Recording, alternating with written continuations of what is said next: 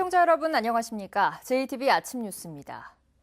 오늘은 대체로 맑은 가운데 찬바람이 불면서 기온이 큰 폭으로 떨어지겠습니다. 현재 무주와 장수에 한파주의보가 내려진 가운데 전주 영하 2도, 익산 영하 4도 등 어제보다 7, 8도가량 낮습니다. 한낮에도 기온은 5도를 밑돌아 춥겠고 찬바람이 불면서 체감온도는 더 낮겠습니다. 미세먼지 농도는 좋음 수준이 예상됩니다. 성탄절인 내일은 대체로 맑다가 차차 흐려지겠고 오늘만큼 춥겠습니다. 목요일과 금요일엔 눈이 오겠고 이번 주 내내 추운 날씨가 이어지겠습니다. 거리 제한 조례가 느슨한 익산 지역으로 축사들이 몰려들면서 경계 지역에 사는 군산 지역 주민들이 반발하고 있습니다. 익산시가 내준 허가에 군산 주민들이 피해를 입게 됐다며 허가 취소를 요구하고 있습니다. 김진형 기자입니다. 탑천을 중심으로 군산과 익산으로 나뉘어진 들녘입니다. 익산 지역 농경지에 최근 소를 키우기 위해 축사 두 곳이 공사에 들어가자 군산 지역 주민들이 강하게 반발하고 있습니다. 축사에서 군산 지역 마을까지 거리는 400여 미터로 군산시가 500m로 정한 거리 제한 조례를 적용하면 축사가 들어설 수 없는 지역이기 때문입니다. 냄새, 똥, 이제 그 똥에 막 다 어떻게 할 거야? 그 똥을 다 아무리 자기들이 뭐 한다고 해도 안 돼요. 그게 되간디요. 다 넘치고 그럴 판인데. 그러나 익산시 조례는 소 축사의 경우 마을로부터 300m 떨어지면 가능한 것으로 규정하고 있습니다. 이렇다 보니 거리 제약이 상대적으로 느슨한 익산 지역으로 축사 신청이 잇따르고 있습니다. 그 일대가 한 서너 군데 되는데요. 이제 전년도나 올해 나간 것이 있어요. 군산시는 축사 집단화를 우려해 대책 마련에 나섰지만 뾰족한 방법을 찾지 못하고 있습니다. 그 경계 지역에 대해서 군산시만 그 조례를 만들면 안 되고 익산시도 그 조례를 만들어줘야 되는데 익산시가 만들어지기가 힘들다고. 거리 제한 조례가 느슨한 익산으로 축사가 몰리면서 인근 지역 주민과의 갈등이 확산되고 있습니다. JTBC 뉴스 김진영입니다. 특성화고 학생들의 현장 실습 제도가 크게 바뀝니다. 학습권을 최대한 보장하고 반드시 전공과 연계한 실습과 취업이 이루어지도록 했는데요. 취업을 원하는 기업도 꼼꼼히 선별해서 학생 안전도 최우선에 뒀습니다. 조창현 기자입니다. 공업계 고등학교 3학년인 한석주 군은 지난달 도내 한 중소기업에 취업했습니다. 같은 회사에서 한 달간의 현장 실습을 마치고 곧바로 취업이 확정된 것입니다. 본인의 전공과 맞는 분야에서 일하고 있어 직무 만족도도 매우 높습니다. 현장 실습을 함으로써 기업 문화와 설비들을 다룰 수 있는 기술을 빨리 습득하여 이러한 좋은 면이 있고 취업을 한다면 회사에 빠르게 적응하여 좀 더 열심히 일을 할 수 있을 것 같습니다. 현장 실습 학생의 자살 등으로 논란이 됐던 특성화고 현장 실습 제도가 크게 바뀝니다. 최대 3개월의 실습 기간을 한 달 이내로 줄이고 임금도 받지 못하도록 했습니다. 현장 실습을 저임금 노동자 고용의 수단이 아닌 교육으로 못 박은 것입니다. 대신 식비와 교통비 30만 원은 교육청이 부담하기로 했습니다. 현장 실습은 반드시 전공과 일치해야 하며 취업은 학습권 보장을 위해 11월 이후에만 가능하도록 했습니다. 또 현장 실습 기업은 학생 교육과 안전을 담당할 직원을 배치해야 합니다. 교육의 본질에 맞게 현장 실습 운영해야 되는 게 맞다. 그리고 이제 첫 번째는 이제 말씀드린 것처럼 안전이 최우선이고 두 번째 더 중요한 것은 제대로 현장 실습 본연의 목적에 맞게 운영하는 게 맞다고 생각되기 때문에 그렇습니다. 현장 실습은 학부모와 시민단체로 구성된 위원회의 검증을 통과한 기업에서만 가능하며 현재까지 177기업체가 선도기업으로 지정됐습니다. 하지만 바뀐 현장 실습 제도를 통해 올해 취업을 확정한 학생은 250명에 불과해 선도기업 발굴과 확대가 앞으로 제도 성공의 관건이 될 것으로 보입니다. JTBC 뉴스 조창현입니다.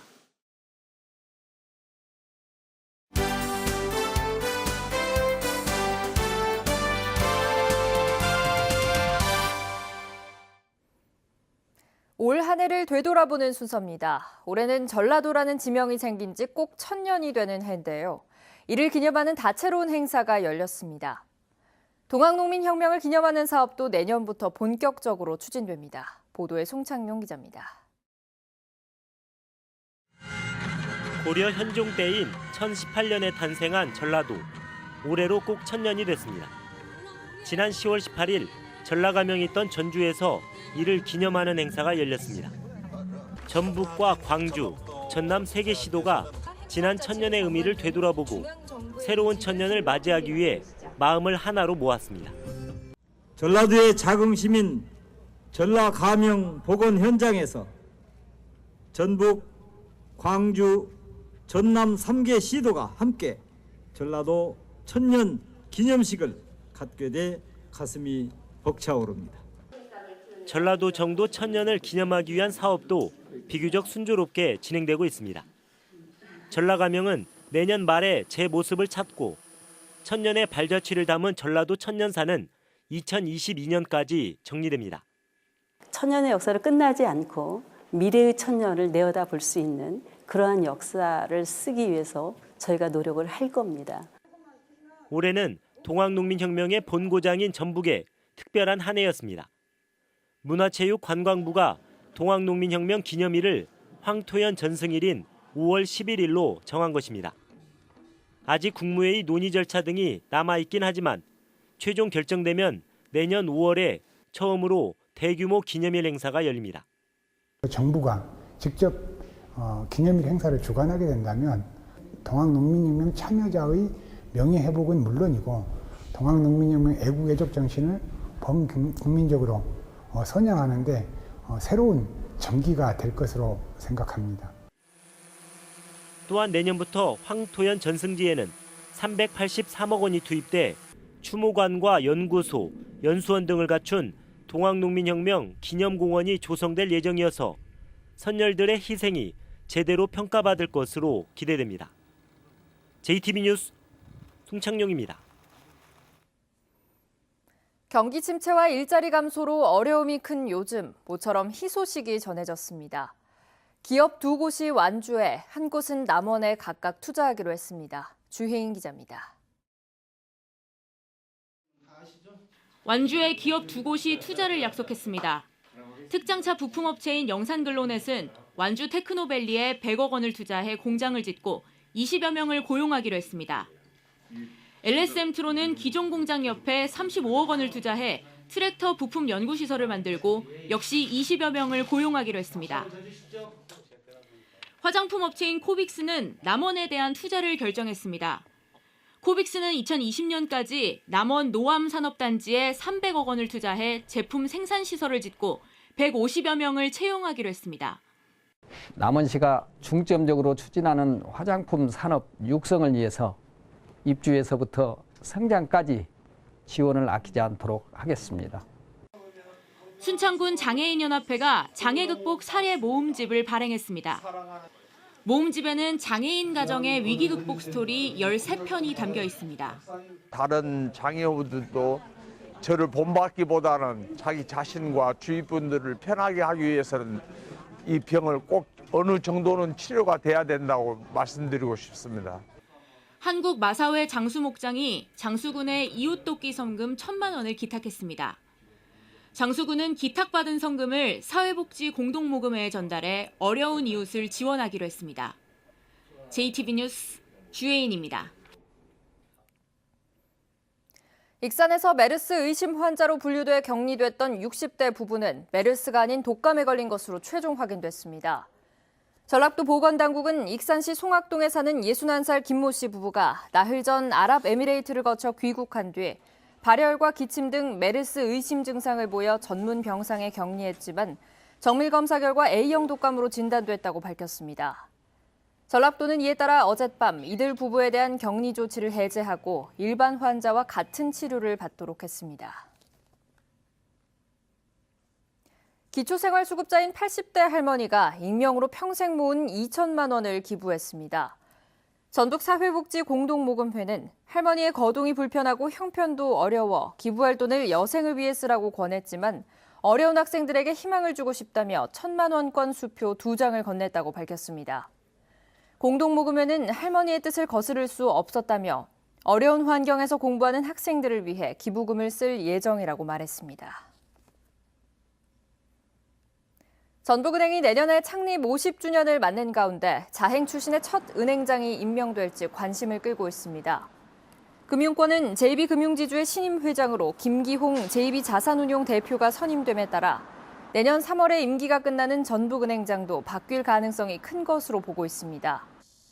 전북은행 내부에서는 광주은행도 자행 출신 행장이 배출된 만큼 내년에 50주년을 맞는 전북은행에서도 자행 출신 행장이 나올 때가 됐다는 목소리가 커지고 있습니다.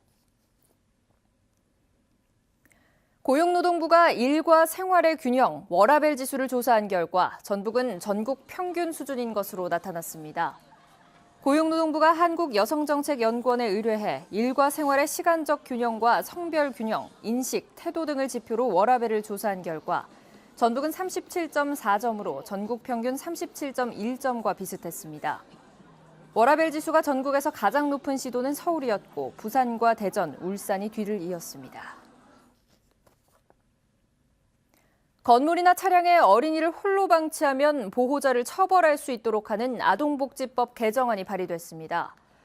국회 이용호 의원이 대표 발의한 법안에는 만 7세 이하 어린이를 건물이나 차량 등에 방치하면 300만 원 이하의 벌금에 처하고 방치로 인해 어린이가 다치거나 숨진 경우 10년 이하의 징역 또는 1억 원 이하의 벌금을 물리도록 했습니다.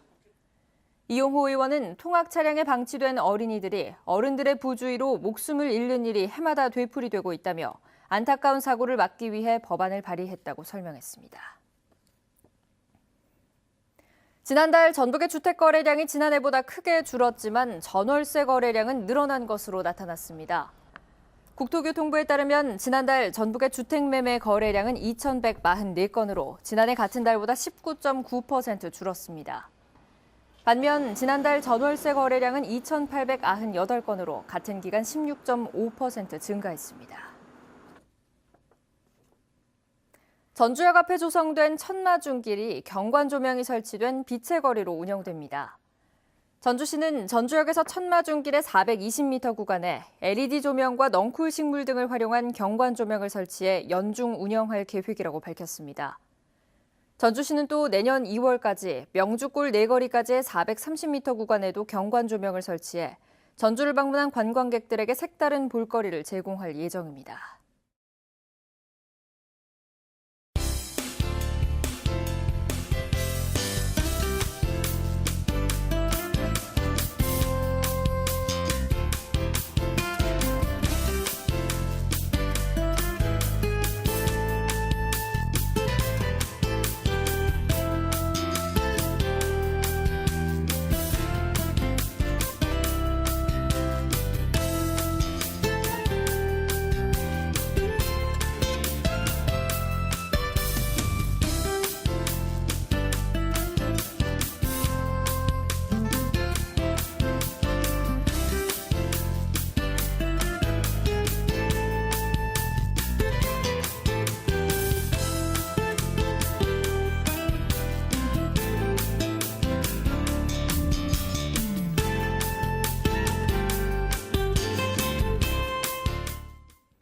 JTBC 아침 뉴스를 마칩니다. 함께해 주신 여러분 고맙습니다.